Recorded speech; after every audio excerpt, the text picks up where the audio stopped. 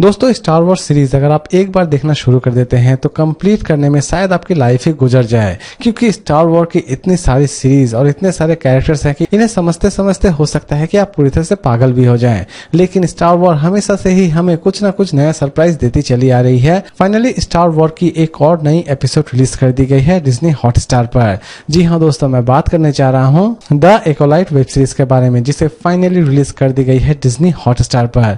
Series के फिलहाल 2 ही episode release किए गए हैं। सीरीज बहुत ही ज्यादा फ्रेश बनाई गई है, यानी कि इसे चाहे तो आप अपने पूरे फैमिली के साथ भी बैठकर देख सकते हैं। इसे हिंदी और इंग्लिश दोनों लैंग्वेज में ही रिलीज की गई है। तो दोस्तों चलिए जानते हैं थोड़ा बहुत इस सीरीज की स्टोरी के बारे में। कहानी की शुरुआत होती है मिया से, जो कि एक जडाई को मार देती है, और यहीं से कहानी की शुरुआत होती है। दूसरे जडाई जो कि किसी भी तरह से इस किलर को ढूंढ के निकालना चाहते हैं, और लास्ट तक जडाई के गुरु यानी कि जडाई के प्रेसिडेंट किस तरह इस किलर को ढूंढ के निकालते हैं, उनकी एडवेंचर जर्नी कितनी ज्यादा मुसीबतों से भरी हुई रहती है, यही सारी चीजें दिखाने की कोशिश की जाएगी इस पूरे वेब सीरीज में। जैसा कि दोस्तों ज्यादातर स्टार वॉर्स सीरीज में होता है, पहले ही एक कांड कर दिया जाता है और कंप्लीट सीरीज में इसी कांड को सॉल्व करने की कोशिश की जाती है। एक खतरनाक एडवेंचर पर कुछ लोग निकलते हैं और लास्ट तक इस खतरनाक एडवेंचर को वो किसी न किसी तरीके से पूरा कर लेते हैं।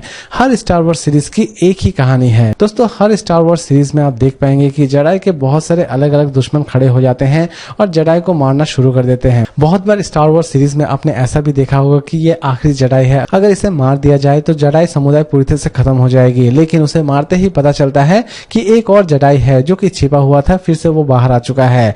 ऐसे कांड आपको स्टार वॉर में बहुत सारे नजर आने वाले होंगे। स्टार वॉर की ज्यादातर प्रेजेंटेशन एक ही तरह की होने के बावजूद भी स्टार वॉर लोगों के बीच बहुत ही ज्यादा पॉपुलर है, क्योंकि ये जडाई और नॉर्मल इंसान की फाइट को लोग देखना बहुत ही ज्यादा पसंद कर रहे होते हैं। तो दोस्तों इधर उधर की बात छोड़ते हैं और जहां तक इस सीरीज की बात है तो सीरीज में भी आप एक अनोखे एडवेंचर को एंजॉय करने वाले हैं। सीरीज में एक्शन भी बहुत ही ज्यादा डाला गया है, यानी कि ये सीरीज स्पेशली उनके लिए तो बहुत ही परफेक्ट है जो कि साइंस फिक्शन और एक्शन मूवीज देखना या सीरीज देखना बहुत ही ज्यादा पसंद करते हैं।